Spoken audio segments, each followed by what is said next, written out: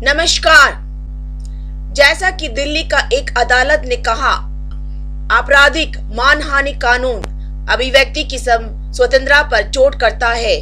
ऐसी को कानून की समीक्षा करनी चाहिए। मेरे प्यारे व्यूअर्स, प्लीज इस चैनल को सब्सक्राइब कीजिए। आज के भारत में राजनीति यकीनन दुनिया में किसी भी अन्य जगह की तुलना में अधिक गर्म है, जिससे यह अजीब लगता है कि इसके प्रमुख अभिनेता कभी कभी कितने पतले होने का दावा करते हैं। ये नियमित रूप से आपराधिक मानहानि की शिकायत करते हैं।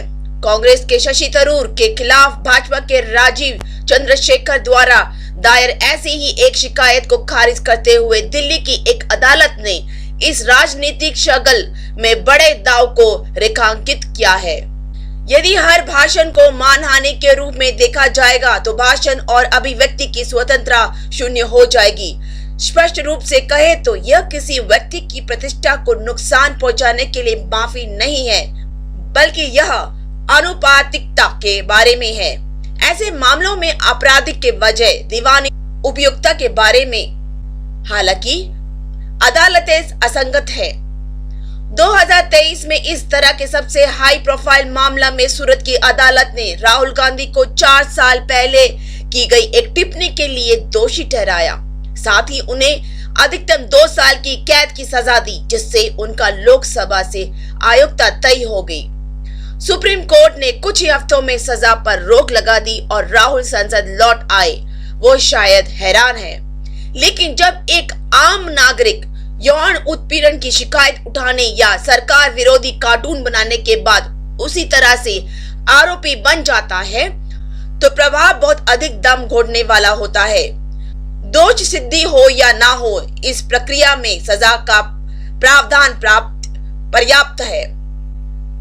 इस प्रकार आपराधिक मानहानि का अपने अस्तित्व से ही अभिव्यक्ति की स्वतंत्रता पर डराने वाला प्रभाव पड़ता है। यह मीडिया की स्वतंत्रता पर भी निरंतर प्रभाव डालता है। असहमति को नोटिस पर रखकर यह लोकतंत्र को खतरे में डालता है। संसद बीएनएस के माध्यम से इस औपनिवेशिक मूल के सेंसर में सुधार करने में विफल रही है। नई आपराधिक संहिता ने मूल के सभी कठोर इरादों को बरकरार रखा है।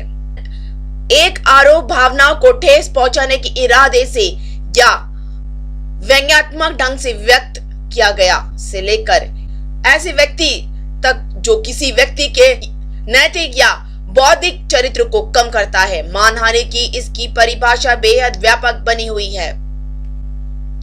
सर्वोच्च न्यायालय अपनी ओर से आपराधिक मानहानि को अभिव्यक्ति की स्वतंत्रता पर अत्यधिक और मनमाने प्रतिबंध के रूप में खोजने में दुखद रूप से विफल कर रहा है। राजनेता इन मामलों का उपयोग राजनीति खेलने के लिए कर सकते हैं, भले ही वे उत्पीड़न के शिकार में हो, लेकिन हम में से बाकी लोगों के लिए इसका कोई फायदा नहीं है, केवल धमकाना और डराना है। सुप्रीम कोर्ट की पूर्ण पीठ को इस गलती को सुधारना चाहिए। मेरे प्यारे व्यूअर्स, प्लीज इस चैनल को सब्सक्राइब कीजिए।